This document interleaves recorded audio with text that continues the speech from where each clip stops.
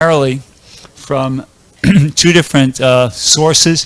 Back in 1967, Prabhupada was in... Everybody can hear me? Am I speaking loud enough? Can you hear me back there? Yeah, okay. So back in 1967, Prabhupada was in San Francisco, and right around this time of the year, he was approached by a disciple of his named Hayagriva, who wanted to do a play about Lord Chaitanya.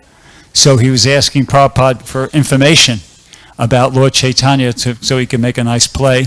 And that conversation was recorded and transcribed. And there was another incident here in Los Angeles in 1969, similar. Tamal Krishna Maharaj, a disciple of Srila Prabhupada, same thing. He asked him, he wanted to do a play about Lord Chaitanya, so he was asking Prabhupada for information about how to do that. So I kind of went through both the transcriptions of both those conversations and tried to kind of extract the most nectarian parts, the most important parts, and I'll try to share that with everybody. So to start off with, I'm going to read something. This was how Prabhupada began the conversation with Hayagriva. He kind of gave some insight into the esoteric reason for the appearance of Lord Chaitanya. Okay? So this is, I'll be reading now from what Prabhupada said. Krishna will say to the gopis that, "My dear friends, you have come to me in this dead of night. It is not very good, because it is the duty of every woman to please her husband. So what your husband will think that you have come in such dead of night? A woman's duty is not to give up her husband, even if he is not of good character or if he is unfortunate. If he is old or if he is diseased, still the husband is worshipped by the wife. So you have come here, it is very sinful. People will decry it. Please go back. Now we have finished." So the gopis have just, they heard Krishna play the flute and they came out to the forest to engage in the rasa dance with him, and Krishna's telling him this. So it says, the gopis reply, "You cannot request us to go back, because with great difficulty and with great ecstatic desire we have come to you, and it is not your duty to ask us to go back." Krishna is asking them to go back, but they are insisting, "No, let us continue our rasa dance."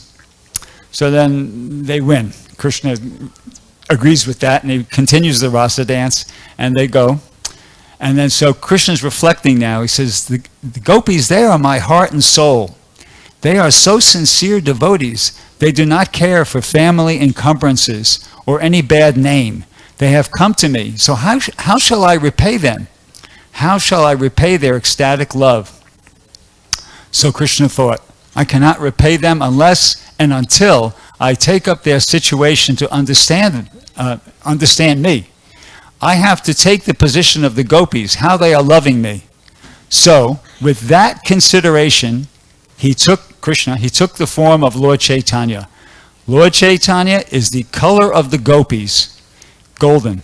The whole life of Lord Chaitanya is a representation of the gopis' love towards Krishna.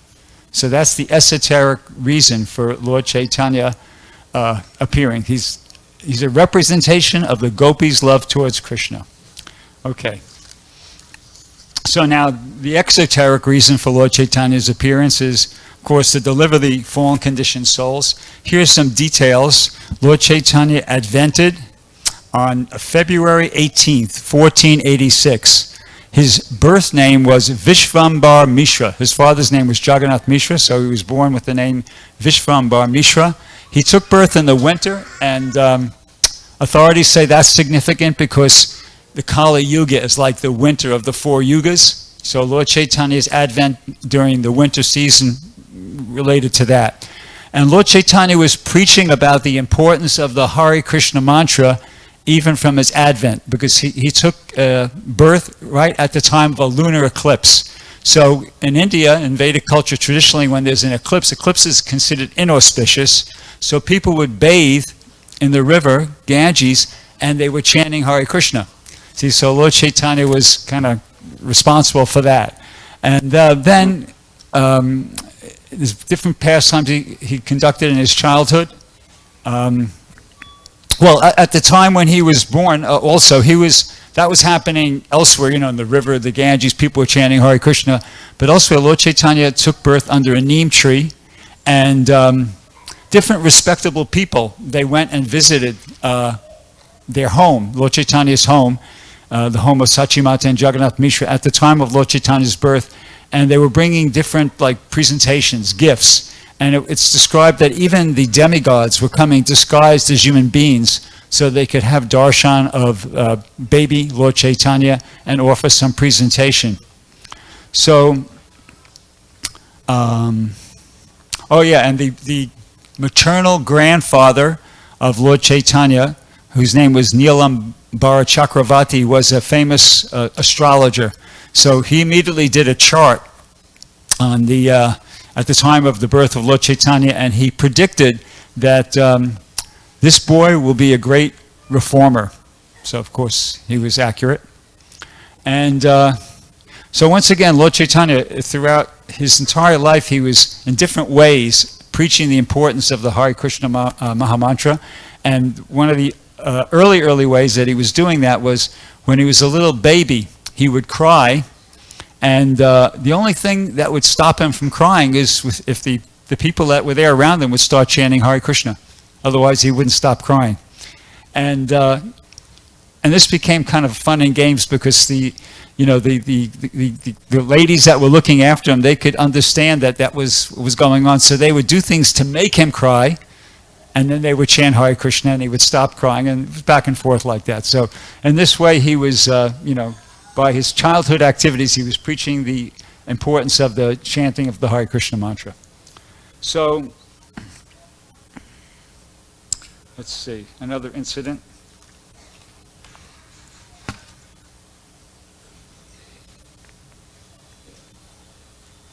Yeah, this is Prabhupada considered this a significant incident. By this incident, he gave the instruction that there's no need of worshiping demigods. So when Lord Chaitanya he's grown up a little bit now, and so traditionally in India, young girls, they would go to the bank of the Ganges and they would worship Lord Shiva with different presentations in hopes of getting a good husband. So Lord Chaitanya would show up on the scene, and they're there, all their preparation and nicely, dressed and all suchi and everything. And Lord Chaitanya is demanding, hey, stop that. Stop. Give those offerings to me. Stop worshiping, Goddess Durga. She's my maidservant. Stop worshiping Lord Shiva. He's my devotee. Just give those offerings to me. And they were going, get out of here. They wouldn't, they couldn't believe he persisted. And they became, oh, well, okay, maybe we should do that. And he was threatening the girls that, if you don't cooperate, if you don't listen to what I'm saying, you'll all marry old men who have 7 co-wives, like that. But so they were getting a little bit nervous, And then some of them were surrendering and, giving the offerings to Lord Chaitanya. He said, very good, so you will all be blessed that you'll have young husbands with 7 children. So anyway, in this way, he was trying to instruct that there's no need of worshiping the demigods. So that excerpt was from the conversation between Tamal Krishna Maharaj and Prabhupada. And Tamal Krishna Maharaj asked, after Prabhupada related that incident, he said, are these pastimes eternal? Are they taking place every time Lord Chaitanya appears in any particular universe? And Prabhupada said no. He said, I'll just read what he said. He said, these are not eternal pastimes. They are instructive, particularly for this planet. In the eternal Vaikuntha, Lord Chaitanya is engaged in chanting and dancing. That's all. So I thought that was interesting. So another incident, which Prabhupada referred to as a very important incident. Okay, so let me make sure I got the right. Yeah. So this Brahmin came to visit the home of Lord Chaitanya, Jagannath Mishra Sachimata, and so he was a very strict Brahmana. One of his regulations that he followed was that he would only cook for himself, and he would only eat the food that he himself had personally cooked and offered to his, I think, Shalagram Shila that he had with him, or deity that he had with him. So his parents, Jagannath Mishra and Sachimata, they were also Brahminical from, the Brahminical class. So they could appreciate that. So they said, yeah, no, we're happy to have you here. We'll give you all facility. Here's a nice room where you could do your worship, and here's the ingredients, and please just go do your, do it. We're happy. They didn't feel offended that he didn't want to accept their food. Fine, this was okay. So he got, did whatever he had to do, got sushi and started cooking and he's making his offering. And just as he's making his offering, the little baby, Nimai comes in, and he just goes and he starts eating the offering. And the Brahmin gets all disturbed and, what are you doing? Stop. And the parents hear the commotion, and they come, and he explains to them what happened. And they said, okay, no, don't, please, just don't be upset. We'll, make sure he doesn't come again. Well, and so they put him in another part of the house. So they, once again, he just started from scratch. He had to new ingredients, get sushi again, and cook for a second time. Second time, Lord Chaitanya, just when he's ready to make the offering, he's making the offering, and Lord Chaitanya comes and starts eating the offering. And this time he gets really disturbed, and he was saying, look, parents came again, because they heard him kind of making noise. And he said, well, it looks like Krishna wants me to fast today. I guess I'm not supposed. And they said, no, because that would be like a big offense on their part. No, please, try one more time, please. We'll make sure. We'll lock him up in the room here. So he said, okay. They talked him into it. So he cooked for a third time. And the third time, just as he's making the offering, Lord Chaitanya comes out again. Now, let me see if I could read you exactly what Prabhupada, how he described it. Prabhupada says, this is a very important thing. When he was very small, crawling, so one Brahmana came as their guest.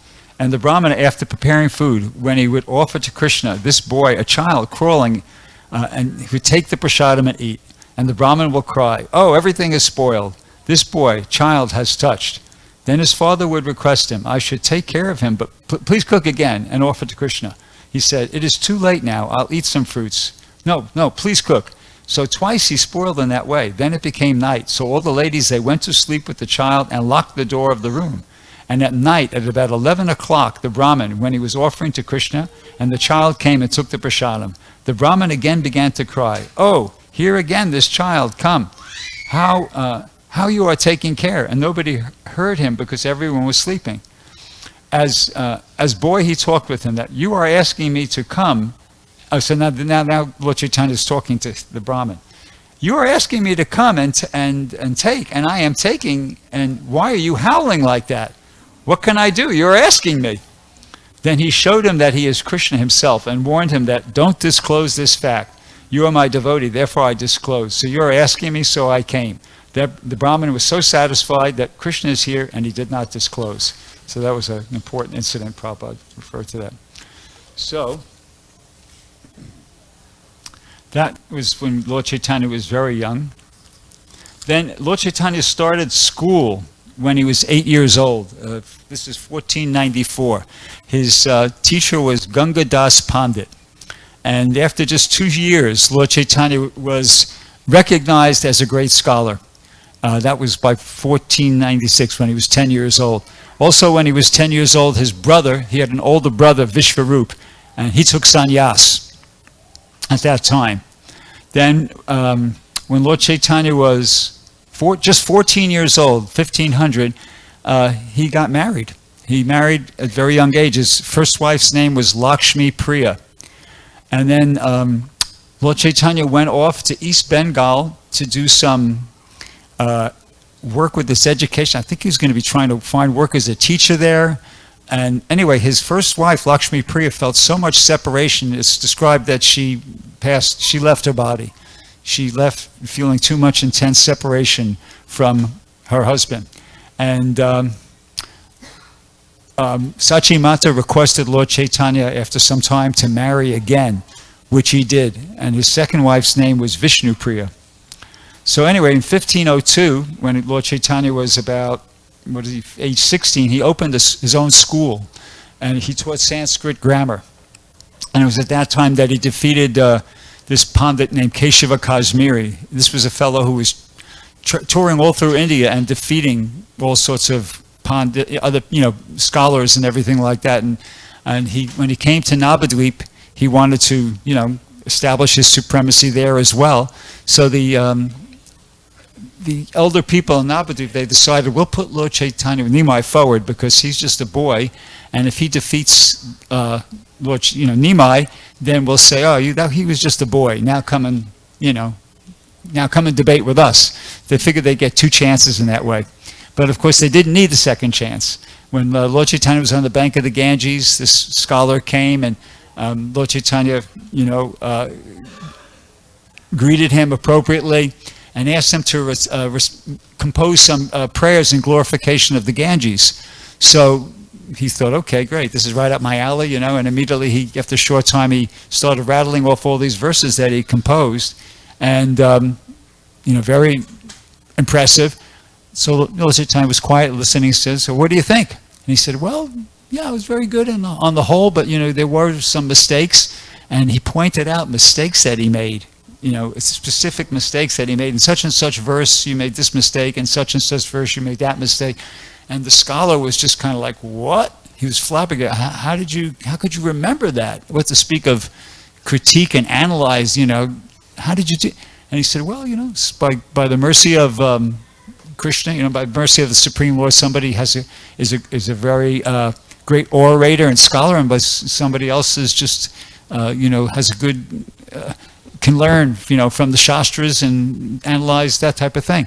Anyway, he just made little of it, but the scholar was kind of like, he felt defeated. And Lord Chaitanya was not there by himself, but he had like a lot of his students there, and they were all laughing at this Keshava Kashmiri. So he went back, he felt very humiliated, and he went back. He was a devotee of the goddess Saraswati, and that night she appeared to him in a dream and explained to him that, who Lord Chaitanya, who that boy really was. So he went and he felt a lot better, that it wasn't just any ordinary person who defeated him. It was actually, Lord Chaitanya, the Supreme Personality of Godhead. So he went, he surrendered to Lord Chaitanya. So that was back in 1502. Shortly after that, Lord Chaitanya's father passed away. And so Lord Chaitanya he traveled to Gaya to perform the Shraddha ceremony for his father. And while he was there, he met Ishvara Puri, and he became totally inspired by Ishvara Puri. Up until that point, Lord Chaitanya had not manifested himself as like a great devotee of Krishna. This was like the beginning. His meeting with Ishvara Puri was like a big transformation in his life, and he got initiated by Ishvara Puri. And then when he went back to Navadvip, he was a different person. He was no longer just Nimai the scholar. He was like a full-on, devotee of Krishna, and so much so that his mother thought that he had gone crazy. They thought, some of the people, the close, intimate friends, thought he had gone mad, and his mother was massaging his head with Vishnu oil, trying to. But then, other learned personalities approached and said, no, it's okay. He's not crazy. He's just become, transformed. He's exhibiting ecstatic symptoms of love for Krishna, so it's okay. So anyway, she became pacified. So Lord Chaitanya started his Sankirtan movement in a private sort of a way. That he started it with his intimate followers, Srivas Thakur, Advaita Acharya, Mukunda Dat, different like intimate associates, that people he'd grown up with, and it was being conducted in the home of Srivas Thakur. And so on one occasion anyway, Lord Chaitanya was there with these people in Srivas Thakur's house, and he said, I'll read you what Prabhupada says, how he presented it. He said, so they were all chanting together Hare Krishna, and Chaitanya Mahaprabhu asked the devotees, hello, my dear friends, what do you want to eat? So some of them said, we shall be very glad if you can give us some mangoes. Prabhupada laughs. So Lord Chaitanya said, all right, you just bring one seed of mango. So in Bengal, seed of mango is available always, because people in the village, they eat mango and throw it in the ground. So somebody brought like a small, little plant actually, some creeper like that, and he sowed it. And at once it became a big tree, and there was sufficient quantity of mangoes to feed all the devotees. And so that just happened not only on that day, but that tree remained there, and they were taking mangoes from that tree every day. So it was kind of like a miracle. that was performed there. So that was one thing that happened during when Lord Chaitanya was at the beginning of Lord Chaitanya's Sankirtan. But then he went public. You see, that was kind of like initially it started off private, but then he went public. And one of the first things that happened was that was met with mixed reactions. The general populace was very much attracted to the chanting and dancing of the devotees, but actually the Brahmins at the time they felt threatened. They objected because they could understand that he's presenting this. This is not just some sentimental chanting and dancing. This is a process for connecting with God that he's presenting to the general populace. And if people take that seriously, then they're going to not need us, because at that point the Brahmins were the intermediaries. People had to go through a Brahmin to, be able to connect to Lord Vishnu or Krishna like that. So they felt threatened, and so they went to the Chandkazi, who was the magistrate of the Islamic occupational government there, and they complained. They said, this boy is introducing something. It's not bona fide. It's a concoction. It's not part of our religion. Actually, it's very dangerous because this is the period of time when Mahavishnu is sleeping and they're doing all this loud chanting and crying, and they're going to wake him up, and it's going to be like that. So they made some argument. They presented something to the Chandkazi complaining that he has to take some action. So he's, a local official, magistrate, so he said, okay, yeah, we'll take care of it. Don't worry, you just relax. So he sends the constables out to where the devotees were chanting, doing Harinam on the street there, and then the constable said, okay, look, I'm sorry, you're going to have to stop this because it's creating a nuisance for other people, and please stop the chanting, and so they went back and they told Lord Chaitanya that they were told to stop, and then Lord Chaitanya said, no, continue, they have no right to do that, continue. So they went back the next day and they continued chanting, and then the constables came this time and they broke the Madanga. They smashed some of the Madangas, and they threatened the devotees like that. So devotees came back and reported that to Lord Chaitanya, and so Lord Chaitanya said, oh, okay, they want to play hardball? Okay, well, so he said, okay, so get all our sympathizers, all the people that are, attracted to the chanting and everything, go out and spread the word that not tonight, but tomorrow night, we're going to march on the home of the Qazi. And we're going to, kind of talk to them about this and see what we can do to, correct the situation. So the next night, they had thousands of people assembled. And they were, had madangas, cartels, but they also had torches and everything. And the Lord Chaitanya he led them right up to the home of the Qazi. And the Qazi, initially he just heard the kirtan and everything from his house. He looked out the window and he could see, oh my God, here's these thousands of people coming, towards the house here. So he hid in the house. And so they got there and they were chanting outside. And some of them were actually starting to uproot his garden and everything. It was getting a little bit raucous there. But Lord Chaitanya somehow, I don't know, I can't remember exactly how it happened, but the Chandkasi came down, and Lord Chaitanya and Chandkasi started having a conversation, and they kind of, connected.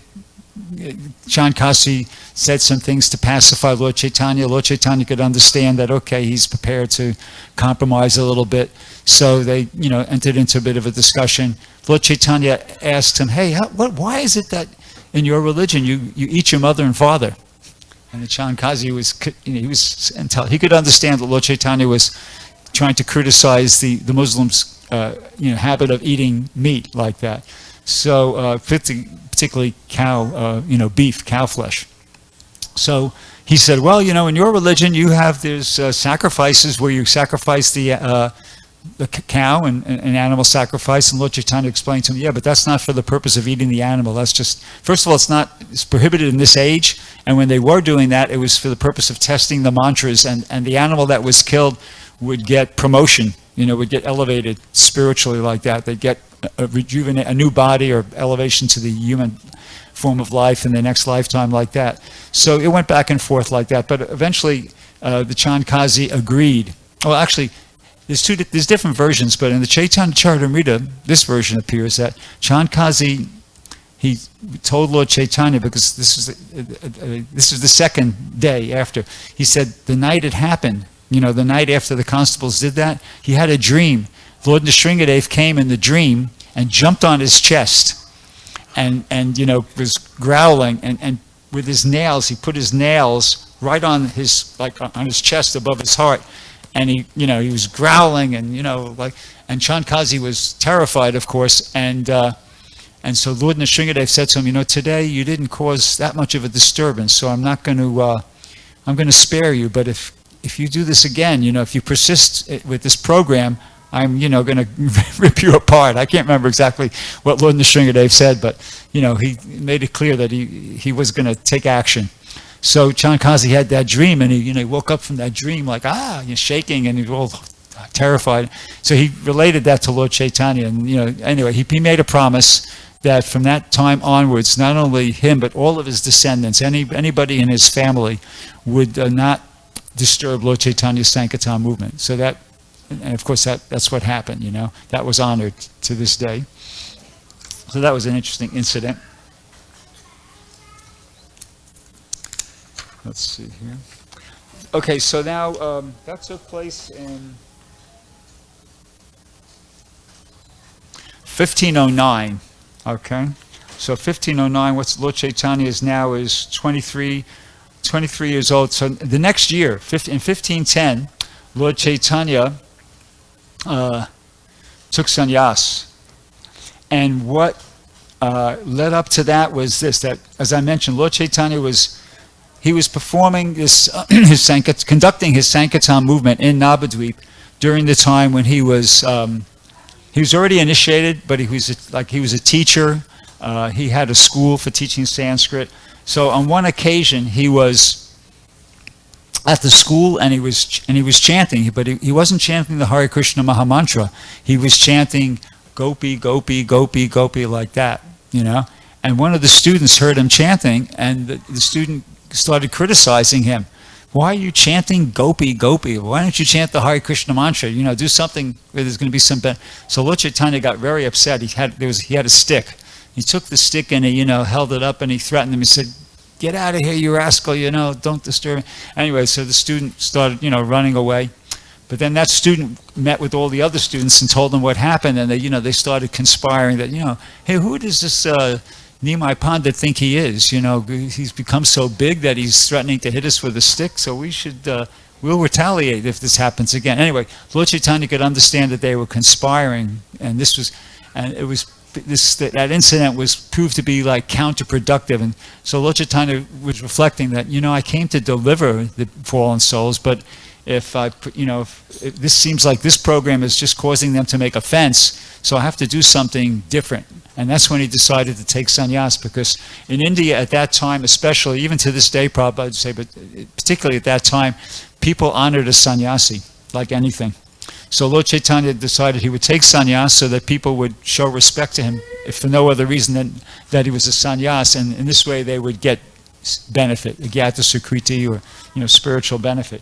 So Lord Chaitanya met a devotee named, a devotee, Keshava Bharti. Yeah, Keshava Bharti, and he took sannyas from Keshava Bharti, and that happened in the middle of January, between mid-January and mid-February in 1510. Okay, so then immediately after Lord Chaitanya took sannyas, he decided, okay, I want to visit Vrindavan. That's because he was already, experiencing a lot of ecstatic emotion, ecstatic love for Krishna, a lot of separation, so he immediately wanted to go to Vrindavan. So he starts, he wants to head off to Vrindavan. And so his very close associates, such as like Lord Nityananda and Advaita Chari, well, particularly Lord Nityananda, his reaction was, hey, well, wait a second, you can't just like take sannyas and up and all of a sudden leave us and go to Vrindavan, and that's goodbye to everybody. No. So Lord Nityananda, he devised a trick. He went like kind of ahead of where Lord Chaitanya was, and he told some boys that were along the Ganges River. He said, look, a sannyasi is going to come here and he's going to ask you for directions to Vrindavan, but I want you to tell him it's this way and not that way. It's just like, here in America we have forks in the road. Well, in India there's so many rivers, so it's like a fork in the river, so to speak. And so, he told the boys, tell them go this way instead of that way. So, which they did. And Lord Chaitanya was kind of got detoured and, turned around.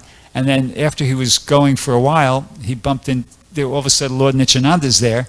And he's going, hey, Nityananda, what's going on here? What are you doing here? I'm going to Vrindavan. He says, actually, the direction you're going is it's not exactly going to. Anyway, he eventually, Lord Chaitanya could understand that he was tricked, and I was trying to go to Vrindavan, and he was complaining to Lord Nityananda. Lord Nityananda said, wherever you are, that is Vrindavan. So that was significant. And then next thing you know, Advaita Acharya showed up in a boat, and they took Lord Chaitanya to the home of Advaita Acharya, and and at that time, what happened? They invited his mother there and all of his close associates, and Lord Chaitanya's mother was given a chance to, of course, see him for one last time, and they made an arrangement that he would stay there for a couple of weeks. She wanted him to stay longer, but Lord Chaitanya said, well, Mom, look, I've taken sannyas, and if I just stay here and hang out with my mother and my friends and like that, family, what are people going to say? So it's not going to look very good. So the mother could understand that, okay, but at least stay for a couple of weeks and let me be the only one that cooks for you. So they agreed to that. So Lord Chaitanya stayed, and he associated with his friends, and his mother got to cook for him like that. And then finally he left, and he started heading south on a tour to South India. The reason he gave was that he wanted to try to find his brother Vishvarup, who, as I mentioned, took sannyas back in 1496. But Lord Chaitanya knew that he had actually already departed. He'd already left his body, left the world. But anyway, that was the reason he gave. So he's traveling south, and he was accompanied by Lord Nityananda, Gadadhar Pandit, and I believe the fourth person was Mukundadat, but I'm not 100% positive. But anyway, so he's traveling south, and they came upon some, places of spiritual significance. I think one place was the temple of Kshirakura Gopinath. I think it's in Vishakhapatnam, but I'm not positive. Anyway, so when they got there, Lord Chaitanya, when he came to the temple, he saw the deities, started chanting and dancing in ecstasy.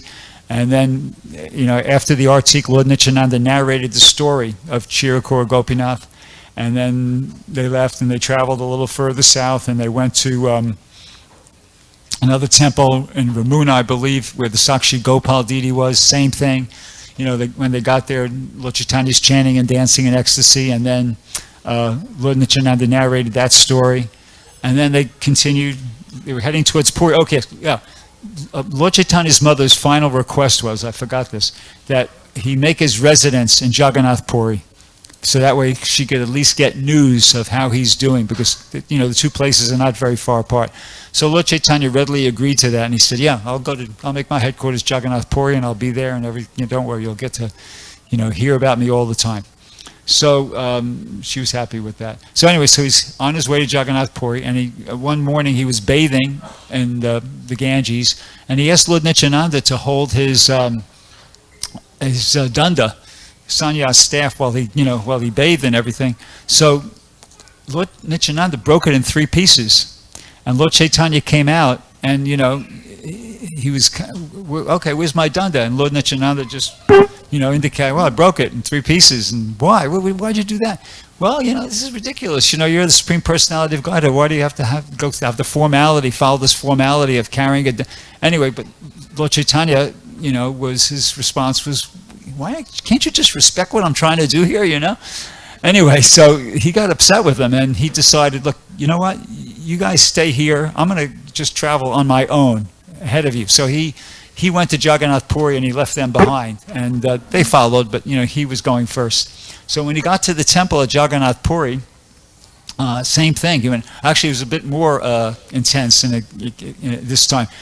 as soon as he saw the Jagannath deity, he just went into was overwhelmed by ecstatic love for Krishna, so much so that he fainted. He fainted, and there he was, in the temple, and he was just, fainted, passed out on the floor in front of the deities, and, it was kind of like, it caused a bit of a commotion. People were gathering around, what's going on here? And some of the officials of the temple, like the chokidars and the Mat commander and everything, what's going on? At first they thought, some of them thought that he was kind of like a sahaja, some faking it just to get attention. And they were actually contemplating that, just throwing him out. But fortunately, by the arrangement of Providence, or I don't know, I can't. Sarvabhauma Bhattacharya showed up upon the scene. Sarvabhauma Bhattacharya was the top person in Jagannath Puri. He was a Brahmin, but he was, even the king, Maharaj Prataparuja, was his disciple. So Sarvabhauma Bhattacharya, showed up on the scene, and everybody just backed off, and he analyzed the situation. He could see that Lord Chaitanya had the characteristics of a great personality, because he was familiar with all the different shastras and everything, and he noted on his body that, wow, look how beautiful he is, and he's very, everything. So many different features about Lord Chaitanya indicated that he was not an ordinary personality. And then Sarvabhauma Bhattacharya, but they couldn't even work out at one point if he was alive or dead. So Sarvabhauma Bhattacharya, took a piece of cotton and he fluffed it out so that it was, kind of very thin. And he put it right near Lord Chaitanya's nose, and he could see that it was just moving slightly. So from that he could understand that, okay, he's alive, and he must be in some sort of a deep trance, because otherwise the breathing is not normal breathing, but he's breathing, some breathing is there, so he must be in some deep state of trance. So Sarvabhauma Bhattacharya arranged for him to be transported to his home, and so he could take care of him there, in a more comfortable situation. And some of the devotees went with him, and some stayed behind. A devotee named Gopinath Acharya stayed at the temple, and shortly thereafter Lord Chaitanya's associates showed up, Gadadhar Pandit, Nityananda, and Mukundadat. And Gadadhar Pandit and Gopinath Acharya knew each other. They were previously acquainted. So Gadadhar Pandit inquired, hey, by any chance was there a sannyasi here who came, and he was very beautiful, and he looked like this, and what's his name? Gopinath Acharya explained the whole situation to him, and he said, well, can you take us to where he is? And yeah, of course they did. So when they got there to the home of Sarvabhauma Bhattacharya, they explained to him what was going on. Sarvabhauma Bhattacharya was not a devotee, he was an impersonalist actually, but he was a very respectable gentleman, and he had great respect for them as well. So he heard their explanation, and they said, well, look, this happens to him, when he gets like an ecstatic type of a trance, but the only way we can revive him is by chanting Hare Krishna. So he said, okay, please do your thing. So they started chanting, and little by little Lord Chaitanya came out of the trance, and so then when Lord Chaitanya kind of came to his senses, they were introduced to each other, and Lord Chaitanya thanked Sarvabhauma Bhattacharya for taking care of him, coming to his rescue, so to speak. And Sarvabhauma Bhattacharya immediately took a real liking to Lord Chaitanya. He had a lot of affection for him. In the course of the introductions, it came out that Lord Chaitanya's grandfather, Neelam Chakravarti, happened to be the classmate of Sarvabhauma Bhattacharya's father, whose name I can't remember, Vishva something, Mahendra, I can't remember it. But, so they were classmates. So Sarvabhauma Bhattacharya had like an affection for Lord Chaitanya. He was about 60 years old. Lord Chaitanya was 24 at the time. So he suggested to him, he said, you're a really young man, and you've taken sannyasa at a really early age. It's going to be very difficult for you to maintain that unless you become really fixed up in Vedanta, the philosophy. So I think you should hear Vedanta Sutra from me, to help you so you can become fixed up and be able to maintain your sannyas. That was Sarvabhauma Bhattacharya's service, basically. He was, he was training up sannyasis throughout all India. He was like what's referred to as the Shabda Pandit. He was a very high-ranking person in that, as far as Vedic knowledge went. So Lord Chaitanya agreed. So for 7 days, Lord Chaitanya was just listening to Sarvabhauma Bhattacharya, and then after, but not saying anything. So then after 7 days, Sarvabhauma Bhattacharya said to Lord Chaitanya, so, I've been speaking for 7 days now, and you're sitting there and you're listening, but you haven't asked any questions. Are you understanding the Vedanta Sutra? And Lord Chaitanya said, well, yeah, I'm understanding the Vedanta Sutra, but what I'm not understanding is your explanations of it, which seem to be clouding the meaning of it, something to that effect. Those aren't the exact words. So when he said that, Sarvabhauma Bhattacharya was like struck, it was like thunderstruck. And then Lord Chaitanya went on to explain, but quoting so many different shastras and things like that, how, the Vedanta Sutra was brilliant like the sun. It didn't require these indirect explanations and interpretations. Anyway, there was a long discussion between the two of them, and Lord Chaitanya actually defeated and converted Sarvabhauma Bhattacharya. He became a devotee as a result of that conversation between him and Lord Chaitanya. And he went on actually to become one of the intimate associates of Lord Chaitanya, a very great devotee. So Lord Chaitanya stayed there at Puri for some time after that, and because Sarvabhauma Bhattacharya had become converted, Maharaj Prataparudra, the king of Orissa at the time, he also, by default, he was a disciple of Sarvabhauma Bhattacharya, but he became a devotee of Lord Chaitanya too, basically, and he they offered all facility, for all the devotees. They accommodated them, and they made it, possible for them to, have congregational chanting in the temple and everything, and that went on for a while. But then Lord Chaitanya wanted to go. He wanted to continue his tour to South India, and they both Sarvabhauma Bhattacharya and didn't want him to, but they couldn't talk him out of it. So Sarvabhauma Bhattacharya made one request that actually, when you do your tour, I want you to please just make sure you meet Ramananda Roy, because Sarvabhauma Bhattacharya knew Ramananda Roy because Ramananda Roy was a governor of Madras, and he was working under Maharaj Prataparudra, but he kind of thought that he was like a sentimental devotee. He didn't appreciate him at that time, but then after becoming a devotee himself, in retrospect, he could understand that, wow, actually, I had him all wrong. He's actually a very exalted devotee of of Krishna. So he asked Lord Chaitanya to make sure that he met him, and Lord Chaitanya said, okay, yeah, of course. So Lord Chaitanya continued traveling to South India, and I'm going to run out of time here, so I'm just going to skip right ahead to something right towards the end here. So Lord Chaitanya traveled, so many different things happened. Let me see if I can kind of I'm going to skip right ahead. So, Lord Chaitanya, after he traveled through South India. The whole tour took him 2 years. He covered 4,000 miles. He came back to Jagannath Puri. He stayed there for a couple of years. During that time, devotees, like 400 or 500 devotees, would come and visit each year. They do the Rath Yatra there with him, and they stay for some time. And then towards the end, Lord Chaitanya altogether spent 18 years in Jagannath Puri, and the first 6 he was traveling, but then when he came back, he was doing kirtans with the devotees. But then for about the last 12 years, he went into like a seclusion. He was feeling so much separation from Krishna that he couldn't even interact with his devotees.